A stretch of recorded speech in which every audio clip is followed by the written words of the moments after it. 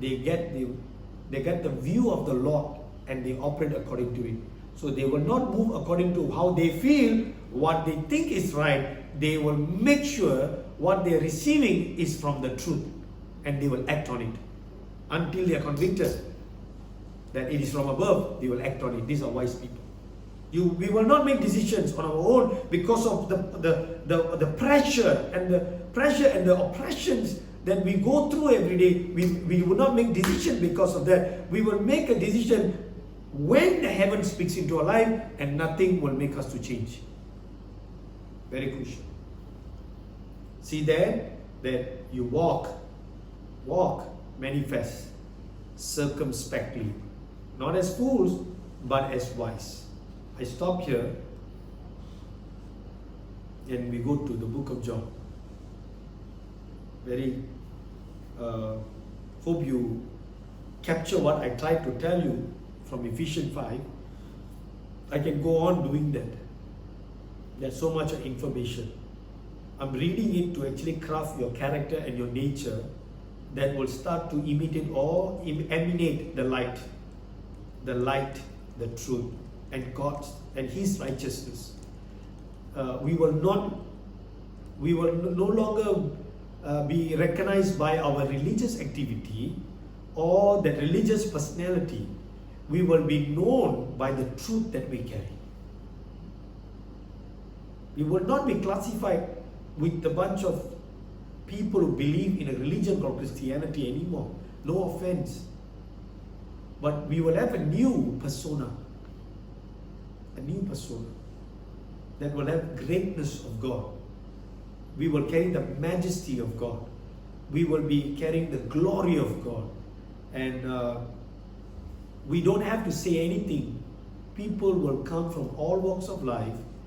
Even unbelievers will come from all walks of life, will come to accept your instructions and your advice. You don't have to tell them that you're a religious person. Anyway, anyone who truly go into the 66 book will never be part of a religion called Christianity. We will not be classified as Christians. The word Christian, the name, the title was given by the pagans. God never gave us the name Christian. God called us ambassadors, sons, citizens of the kingdom of God, sons of God.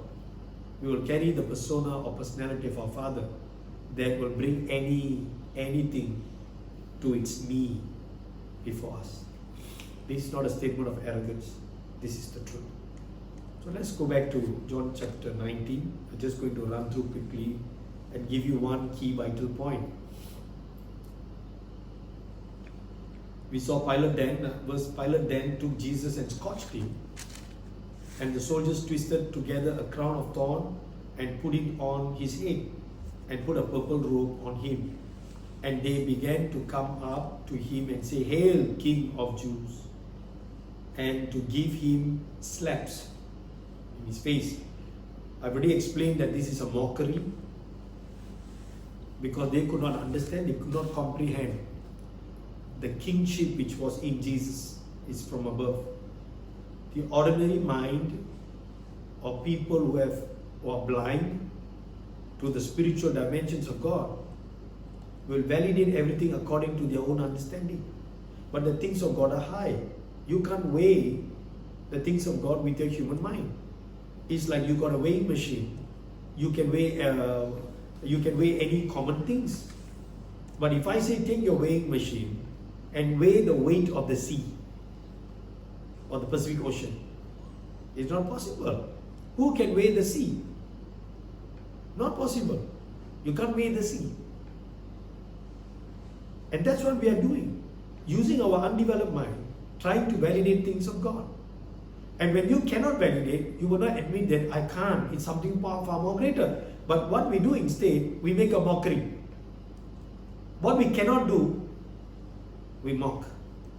What we cannot achieve, we will mock. We won't accept it. So unable to understand who Jesus was, whatever he was claiming, or what the people were claiming, they made a mockery of him. Verse 4, Pilate came out again and said to him, Behold, I am bringing him out to you so that you may know that I find no guilt in him. Jesus then came out wearing the gown of thorns and a purple robe. Pilate said to them, Behold the man. So when the chief priests and the officers saw him, they cried out saying, Crucify, crucify. Pilate said to them, Take him yourself and crucify him, for I find no guilt in him. The Jews answered him, We have a law, and by the law he ought to die because he made himself out to be the Son of God. The mandate of the church is to manifest the Father. The mandate of the 66 book is to manifest the Father in the human body. When you manifest the Father in the human body, the title or the position you have is called Son. Then if you go and look at the profile of Adam, if you see the genealogy, you will see Adam will be named in the book of Genesis. You will find that Adam, the Son of God. If you track the genealogy, Son of God. The one who have been created to reveal the Father. The corporate body, the church, has been positioned in the earth to manifest the Father. That was the labor of Jesus. Jesus was the first fruit of that. Out of him, we came, the church. Our job is to reveal the Father. If you study the 66 book, that is the only pattern we will pick. That's the finished work. But here, these religious leaders, Pharisees who claim to know the Bible, coming against the manifestation of Christ in the body of Jesus. So now, we look at it carefully. I want to bring some, and most of the time when we talk about this portion, we go into the emotional drama. Now we need to pay attention, we need to grow up. We got to stop all the emotional drama. We need to pay attention to what is being instructed. This is mandatory, this is governmental. These are very important points. So you notice from verse 1, Pilate is representing a system of the world. He has been convinced that Jesus is innocent. Very convinced. And that is why you notice that he will try many steps or ways to release Jesus, to save him. This Roman soldier, who was actually very brutal, he had compassion for Jesus. He wants to release him. In all of his attempt was one of it, where he asked Jesus to be scourged because the Jewish people claiming that he must be killed. Here Pilate said that I should not kill, I find no case, I find this guy is innocent. So maybe to appease them, I will scourge him. He put him in a very bad state. And then when I bring him out, maybe the Jewish people will have a bit of compassion. And then they might change their mind. So I think my understanding is, I think that's what Pilate tried to achieve.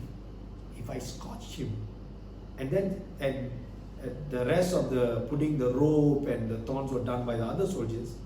But when I bring him out like that, at least they might change their mind. But Pilate was shocked. So let me read again. Pilate then took Jesus and scourged him. Now Pilate is convinced that Jesus has not done anything. But why is he scourging him? Because it's another final way to release Jesus for Pilate.